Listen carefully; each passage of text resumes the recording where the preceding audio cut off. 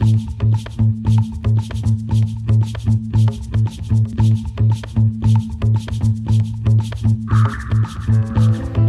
well, I'm joined by Noordin Ladha, a pharmacist at Noor Pharmacy in Birmingham. Thanks for joining us.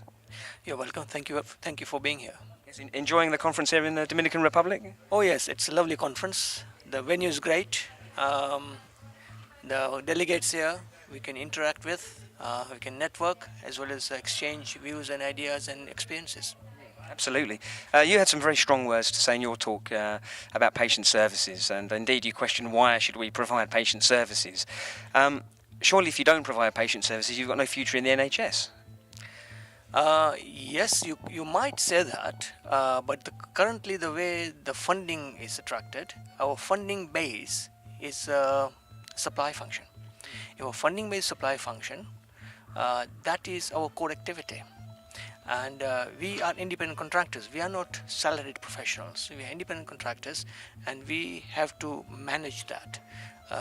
So yes, service is getting provided, but on the back of supply function. If the supply function is not there, no point in providing services because you can't afford it. You can't pay for it. So does this mean that all these very tight financial constraints in this day and age? Does this mean community pharmacy is just not valued by the government? It's not valued, yes, because what tends to happen is traditionally, historically, pharmacies have been providing services in all good faith and say, yeah, we are providing services that demonstrate that value, but then there's no funding coming for it, and because of competition particularly, it is conceived to be an accepted norm that you provide a free service. But you cannot carry on providing free services. You have to have some sort of a cost base, some sort of a income base to be able to continue providing those services.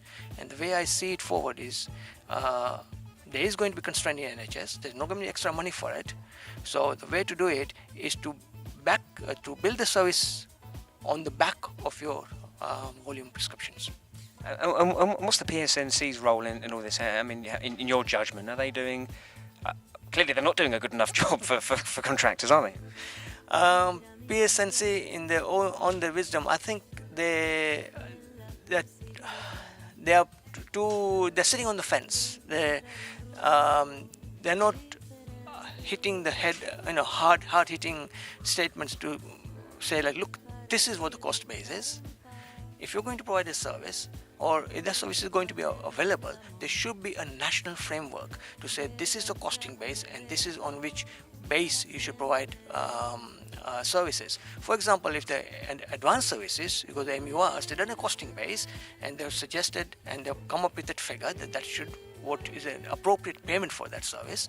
Similarly, for other services, there should be something similar to that. Do you see things changing in the near future? In the near future, I am not optimistic. I think things will continue at the moment as it is.